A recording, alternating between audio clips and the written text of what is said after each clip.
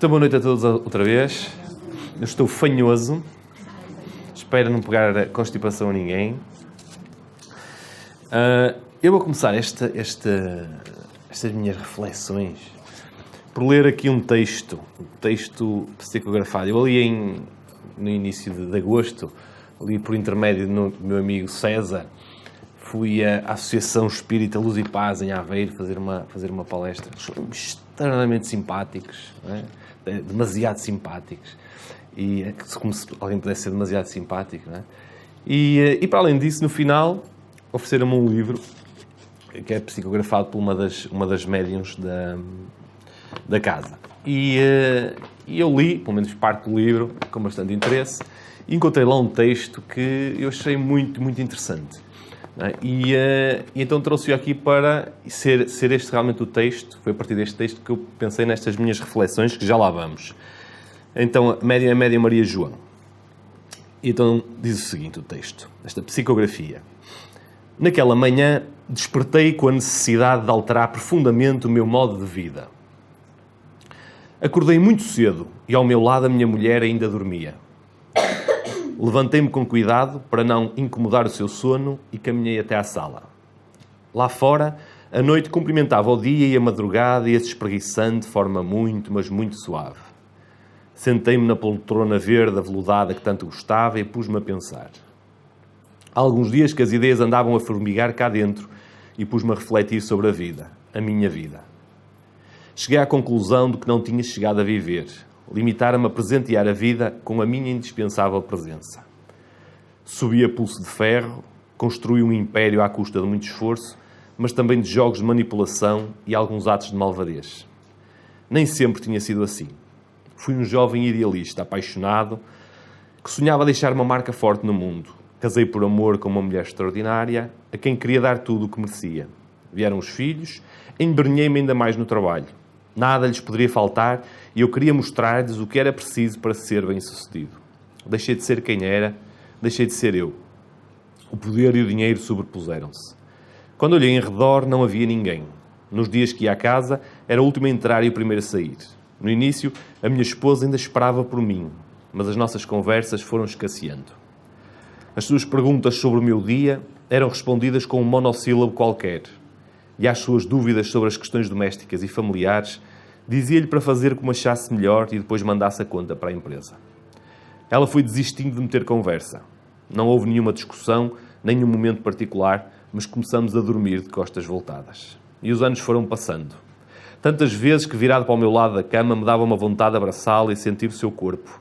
Mas havia uma espécie de barreira que tinha sido criada entre nós e que eu já não sabia como derrubar.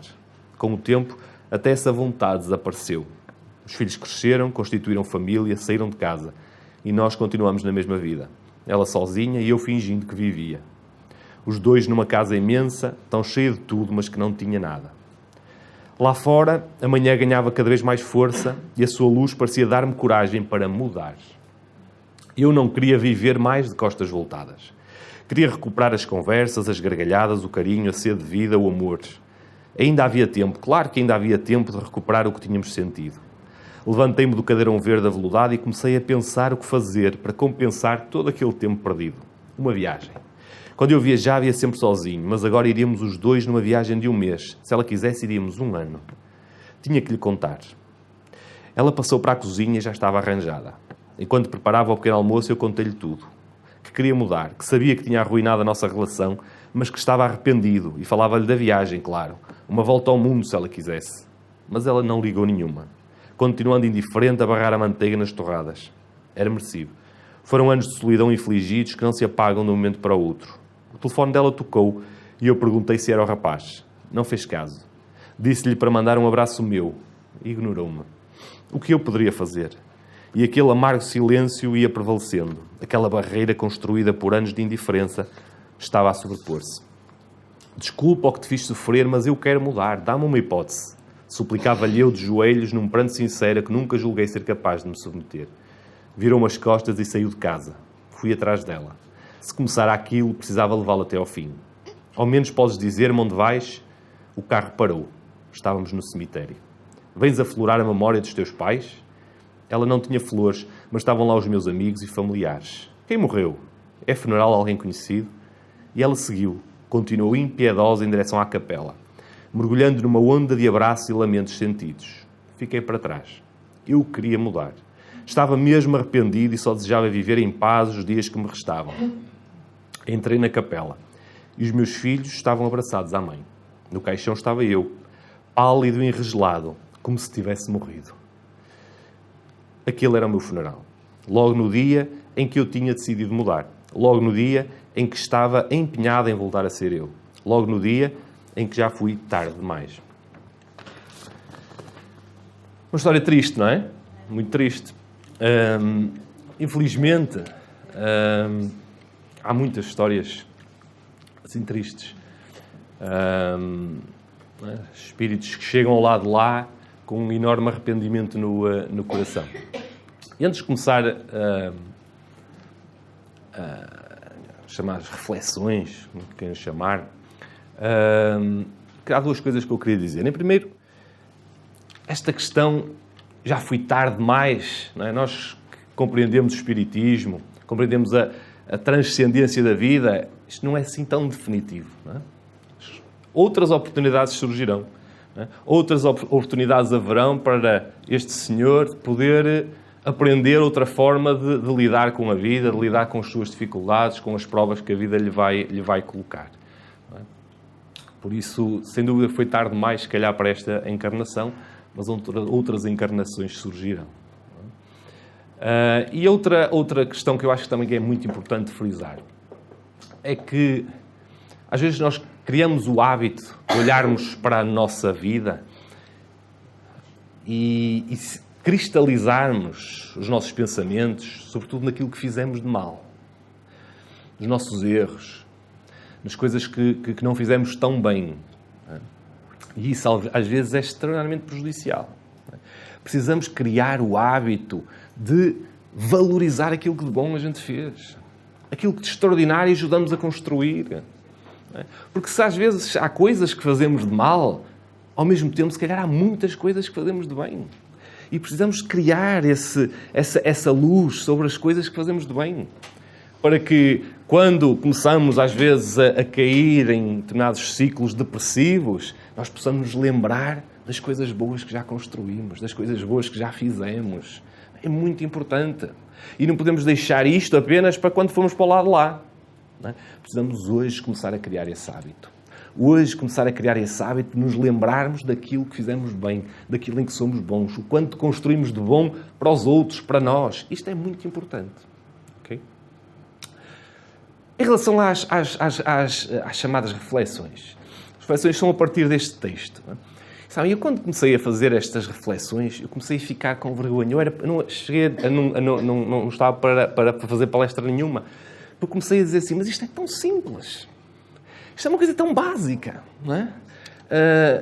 Eu não vou falar aqui de nada, que não há aqui ninguém que já não saiba isto, de trás para a frente. Toda a gente sabe aquilo que eu vou dizer. Só que depois eu comecei a pensar que estas reflexões que eu estava a fazer eram importantes para mim. Eu precisava muitas vezes, de recuperar estas coisas simples. São coisas tão simples que nós precisamos muitas vezes de as recuperar. São simples quando nós as vemos nos outros. Quando nós temos uma certa equidistância sobre os problemas e sobre as dificuldades. E aí nós conseguimos dizer o que é que está bem, o que é que está mal, como é que as pessoas deviam proceder, como é que não deviam, não é? O problema é quando estamos lá nelas. Aí as coisas deixam de ser simples. E tornam-se extremamente complicadas, não é? Como o senhor da psicografia, não é? Ele faz aqui uma análise, já estava um pouco equidistante das situações, ele consegue fazer uma análise excelente sobre aquilo que aconteceu.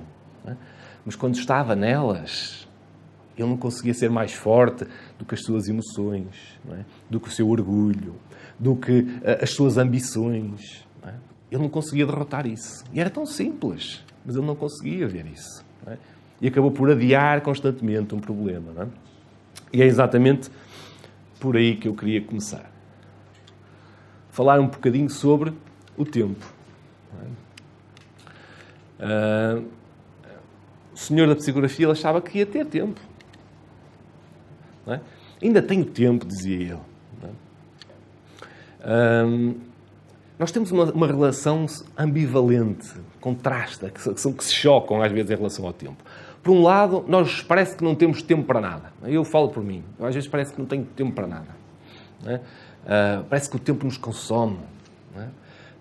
Às vezes parece que o tempo é um comboio de alta velocidade que vai a correr, nós sempre a tentar apanhá-lo, vamos acelerar, mas parece que vamos apanhar, nunca o apanhamos. O comboio que está sempre a fugir. Não é?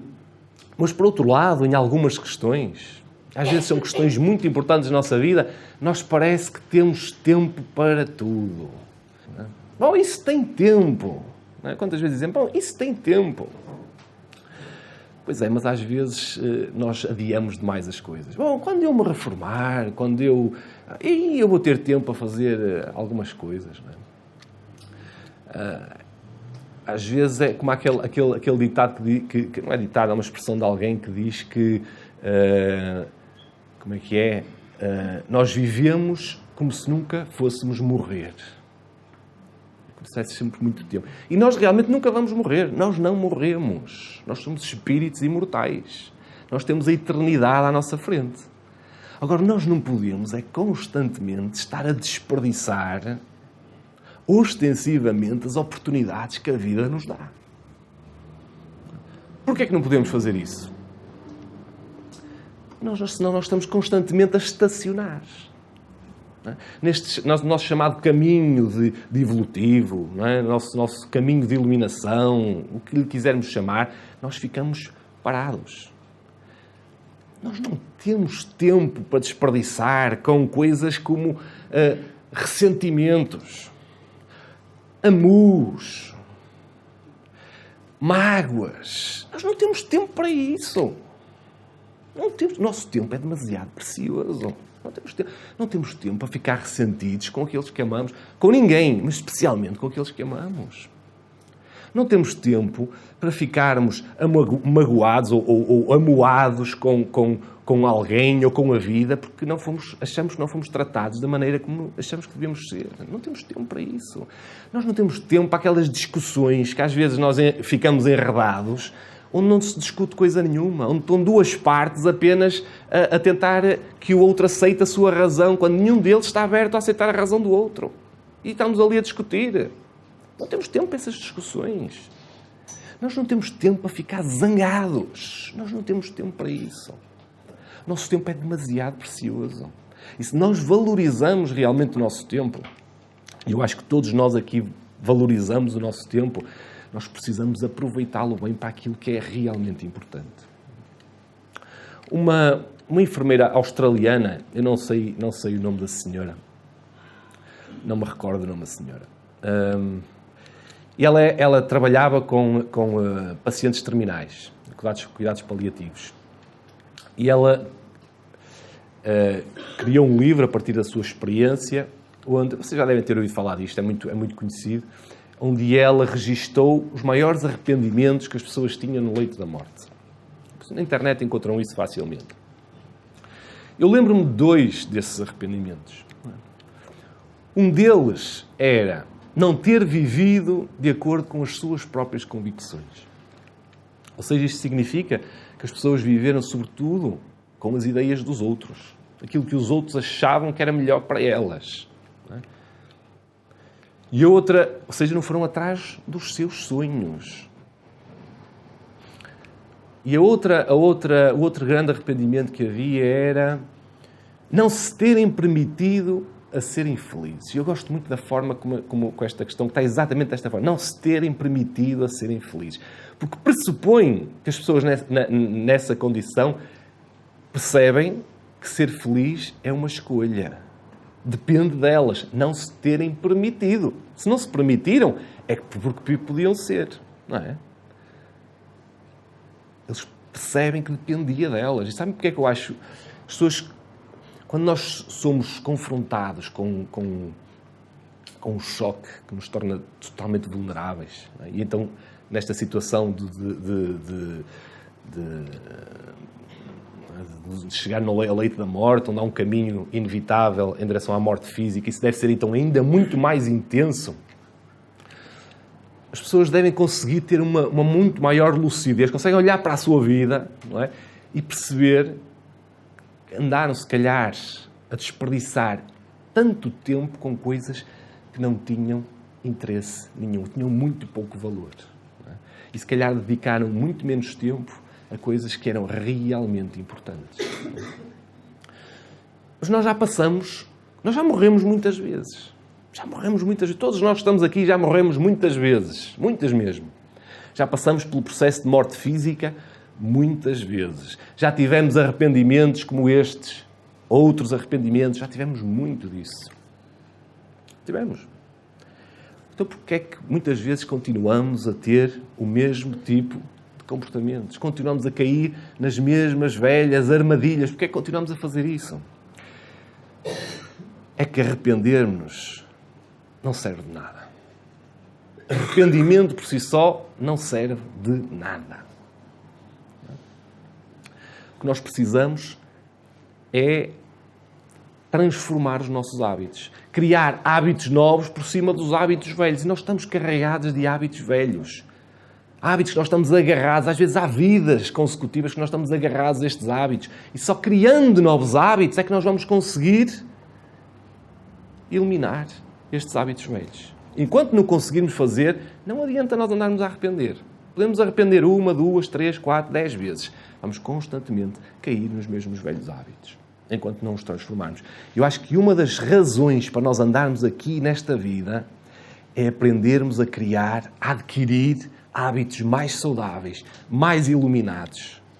De nos relacionarmos não apenas com os outros, mas de nos relacionarmos também com hábitos mais saudáveis, nos relacionarmos connosco e com o mundo também à nossa volta. Queria falar de responsabilidade. E mais uma vez vocês vão dizer assim, bom, ele vai falar de uma coisa óbvia, simples. Pois é. É assim. Olha, vejam bem esta frase que eu vou dizer. Nós só conseguimos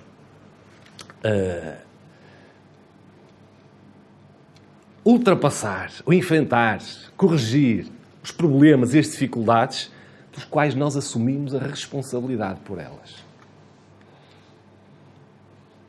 Vejam o caso da psicografia.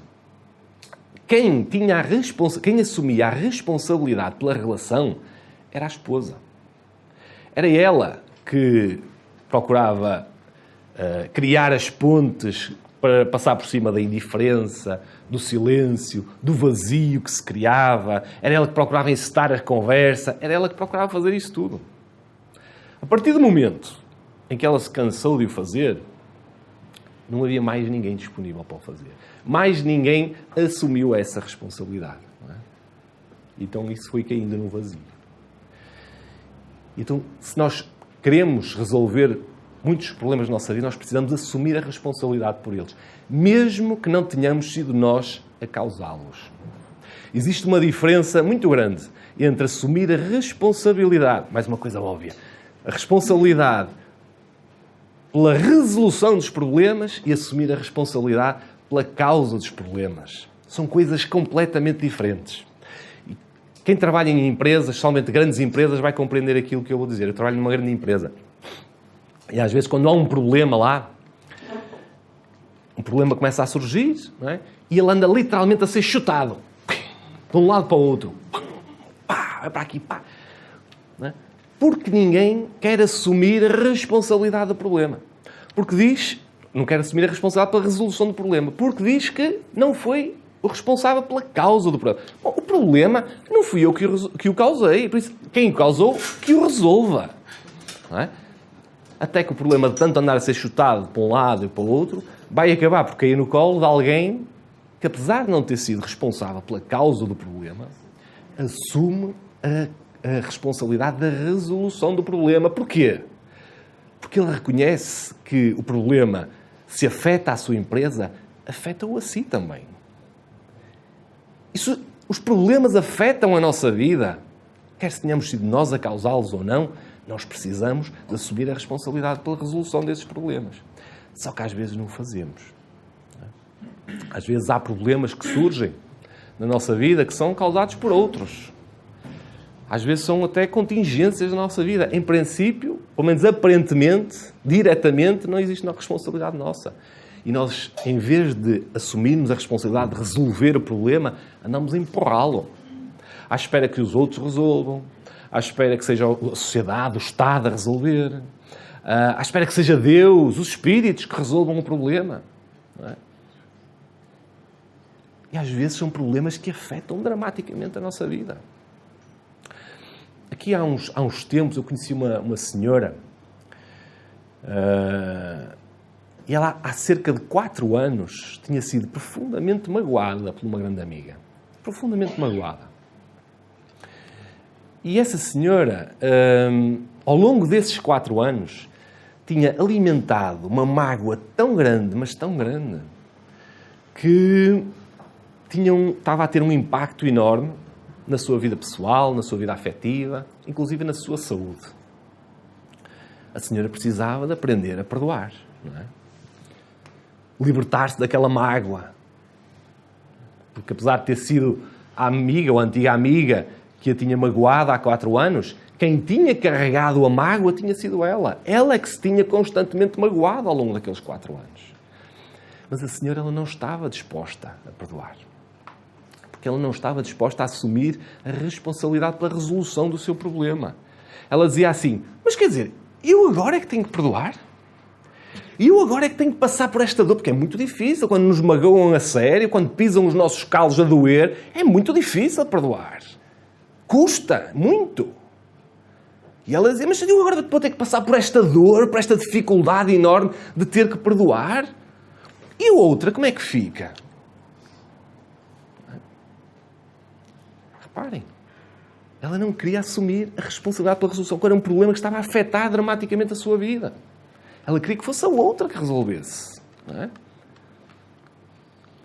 E isto às vezes acontece também connosco, em várias situações. Vou ver se já me olho outra vez para ali. Há um livro precioso, um livro muito, já tem pai 40 anos, escrito por um psiquiatra americano, que se chama Scott Peck, já falecido. O livro chama-se O Caminho, não sei se já falei dele, O Caminho Menos Percorrido. Ainda hoje ele é editado, ainda no outro dia encontrei-o na FNAC. E esse livro, ele começa exatamente com esta frase. A vida é difícil. Ponto. E nós olhamos para a frase, não é? E rimos-nos. Claro que é difícil, todos nós sabemos que a vida é difícil, não é? Sentimos isso na pele, todos os dias, que a vida é difícil. Não é? A vida é difícil para toda a gente, não é? De formas diferentes, mas é difícil para toda a gente. Mas apesar de nós reconhecermos que a vida é difícil, sentirmos que a vida é difícil constantemente, nós às vezes comportamos como se ela devesse ser fácil. Em determinadas situações comportamos como se ela devesse ser fácil. Não é? Abusamos das lamentações, não é? Às vezes, umas vezes mais ruidosas, outras vezes mais silenciosas. Não é? Amoamos, não é? Ficamos ressentidos, desta vez não com os outros, ficamos ressentidos mesmo com a própria vida. E isso tudo, não é? Porquê? Porque aquilo que eu vou dizer é um bocado cru, mas é mesmo assim. Porque acabamos por não conseguir aceitar a realidade tal qual ela se nos apresenta. E às vezes são coisas que fazem parte da vida, que nós sabemos que fazem parte da vida, que a vida é mesmo assim. Não é? Reparem no exemplo da psicografia. Uma série de dificuldades que aquele casal tinha, que estava a atravessar e que também faz parte da vida. Chamada crise da meia-idade. Não é? Conciliação sempre difícil entre o lado profissional e o lado pessoal, o lado da família. A saída dos filhos de casa, o desgaste de uma relação de décadas, que precisa de constantemente ser renovada, que precisa constantemente ser acarinhada. Não é? E muitas outras dificuldades podiam ser, por exemplo, a relação, não está aqui, mas podia ser a relação com os filhos que se vão crescendo, vão tendo as suas próprias convicções, que também é complicado. Não é? Podia ser, por exemplo, o envelhecimento, podia ser uma doença, podia ser a morte de alguém muito chegado. Não é? Tudo isso são dificuldades que nós sabemos que fazem parte da vida. Não é? Este ciclo que nós chamamos vida. Não é? E diante destas dificuldades todas, de uma forma muito simplista, existem 3 formas de nós nos relacionarmos com estas dificuldades e com estes problemas que a vida nos coloca. O primeiro é nós, de alguma forma, negarmos que eles existem. Fingirmos que eles não estão a acontecer. Que é um pouco aquilo que o Senhor fez. Não é? Empurrava as coisas com a barriga, à espera que eles se resolvessem de alguma forma, ou desaparecessem os problemas. Não é? Outra forma é tornar-nos vítimas das situações. Achamos que Deus não gosta de nós. Somos umas vítimas daquilo que acontece.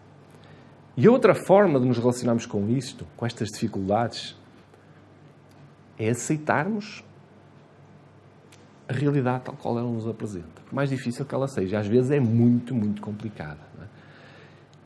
Só que aceitar essa realidade implica também aceitar a dose de dor que vem associada a ela. Implica também aceitar as condicionantes, as novas condições, as novas limitações, as mudanças que essa nova realidade implica. E não é nada fácil. Vocês dizem, mas isto é muito difícil às vezes. É muito difícil mesmo às vezes. E por ser muito difícil é que nós muitas vezes escolhemos as outras. Preferimos ignorar que as situações não estão a acontecer daquela forma. Preferimos nos tornar de vítimas. E fazemos isso porquê? Porque estamos a tentar fugir daquilo que é mais difícil. Não necessariamente estamos a fugir da dor, porque ela vai no tempo. Nós não vamos resolver problema nenhum e o problema vai se manter constantemente. Okay? E é isso. E queria falar um bocadinho só sobre mudanças. Sobre mudar. Não é? E mais uma vez, isto é um tema muito vasto, mas olhar apenas para esta questão das mudanças, mais relacionado com estas questões daquilo que nós sabemos que faz parte da vida, que está-nos constantemente a acontecer, que nós sabemos que vai nos acontecer. A vida está constantemente a proporcionar-nos mudanças. Não é? Desde que nós somos crianças, passamos para jovens, passamos para adultos, chegamos à velhice. Nós estamos constantemente a perder umas coisas e a ganhar outras. Estamos constantemente a mudar. Somos estudantes, passamos a trabalhadores, depois eventualmente passamos a desempregados ou não, vamos para a reforma ou não. Estamos constantemente... É um processo de mudança. Somos filhos, passamos a pais, passamos a avós ou bisavós. Estamos constantemente a mudar. A vida está constantemente a proporcionar-nos novas coisas, novas situações, novos contextos. A vida está em constante mudança. A vida está permanentemente a mudar. Nós estamos permanentemente a mudar. Não é? O Lavoisier dizia que na natureza nada se perde, nada se cria. Tudo se transforma, tudo muda. Está sempre tudo a mudar. O mundo à nossa volta está constantemente a mudar. E se nós ficamos constantemente presos àquilo que já passou, àquilo que já não é, àquilo que já não existe, para tentarmos abraçar aquilo que existe, a realidade, nós vamos ter problemas muito graves. Vamos criar conflitos com a realidade. Não é? Ninguém deve criar conflitos com a realidade, não é? Porque a realidade vence sempre. Então, tudo à nossa volta está a mudar. Inclusive as pessoas que nós amamos. As pessoas que nós amamos estão constantemente a mudar. Não é? Os meus pais, não é? Estão a ficar velhotes. Não é? Têm necessidades diferentes. Têm condições diferentes. A minha mulher, eu acho que ela já não é a mesma pessoa que eu conheci. Não é? Não é. Quando eu a conheci, ela não é a mesma pessoa agora. Não é? Porque ela era uma menina quando eu a conheci, agora ela é uma mulher. É uma mulher.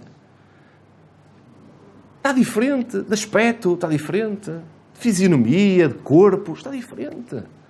A forma de pensar, de reagir às coisas, está diferente. Não é a mesma pessoa. E os meus filhos, pelo menos os 2 mais velhos, tenho 3, os 2 mais velhos, ainda aqui há uns anos, Eles eram pequenitos. Eu andava com eles ao colo.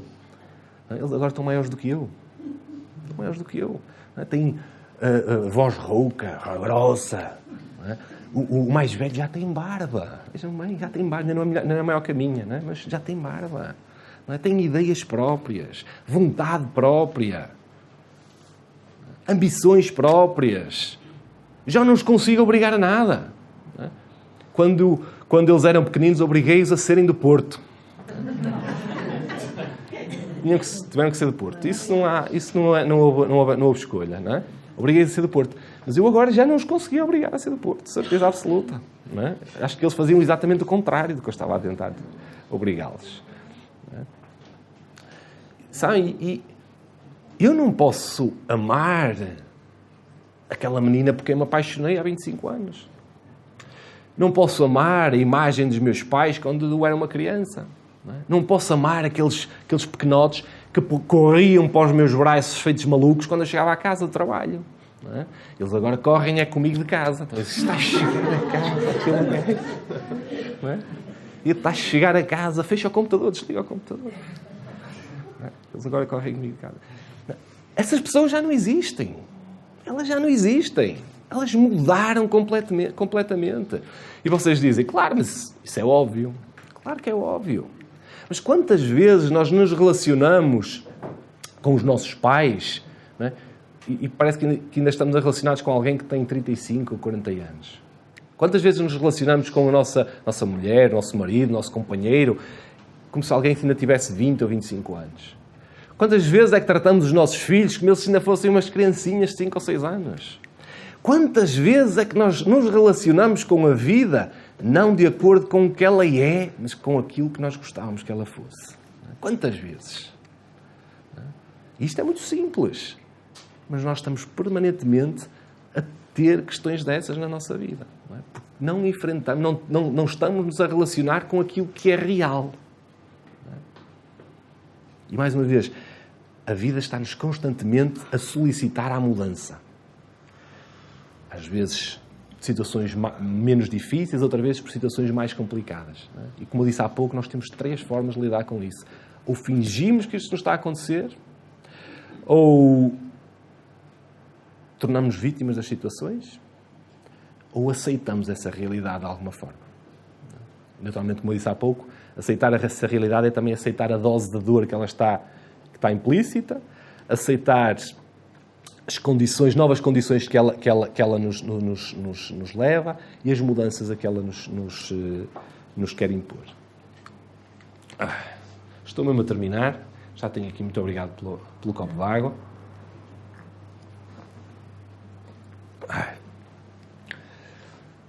Por isso,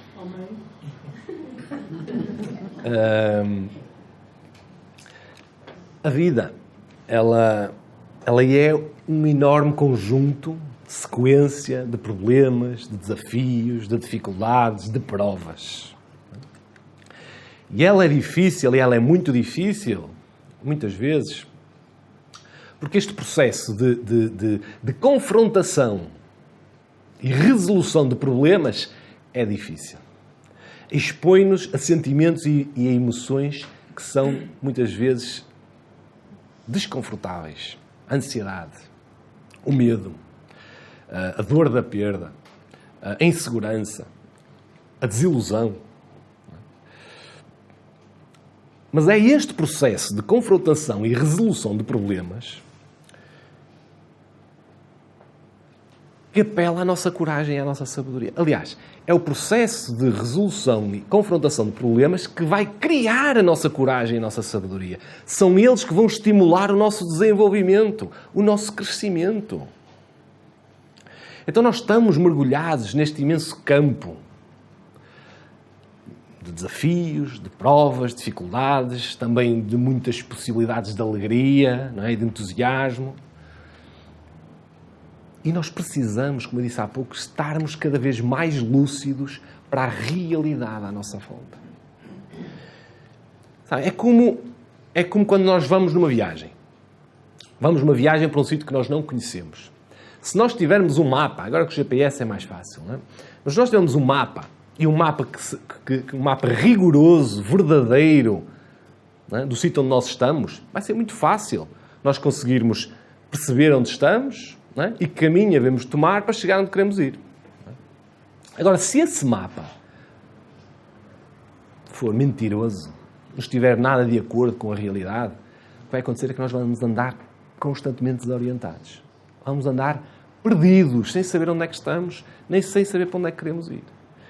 Sabem? E eu acho que este nosso processo de espiritualização, e chamo nosso porque acho que também deve ser vosso, nosso processo de espiritualização, de caminho de espiritualidade, construção da nossa espiritualidade, é também um processo de construção destes mapas.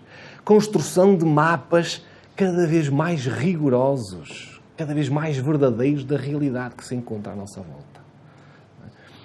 Para que nós possamos adquirir uma cada vez maior lucidez, conseguimos ver melhor as coisas. Ver as coisas como elas são, não como nós gostaríamos que elas fossem.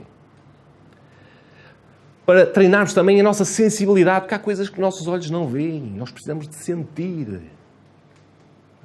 Temos uma maior consciência das coisas, de nós próprios, do mundo à nossa volta, não é dos outros. Em vez de estarmos a julgar tantas vezes os outros pelas suas intenções. E com estes mapas, com esta construção que nós vamos adquirindo cada vez melhor destes mapas, nós vamos ter a possibilidade de decidir melhor, de escolher melhor. E naturalmente isso vai levar a uma vida cada vez melhor, com menos enganos, menos atalhos e caminhos mais direitos em relação àquilo que nós procuramos todos, que é a felicidade. Ok? Estão a ver? O que eu disse foi extremamente simples. Espero que não tenha sido demasiado simples e que vocês não se tenham aborrecido assim tanto. Está bem? Obrigado. Obrigado.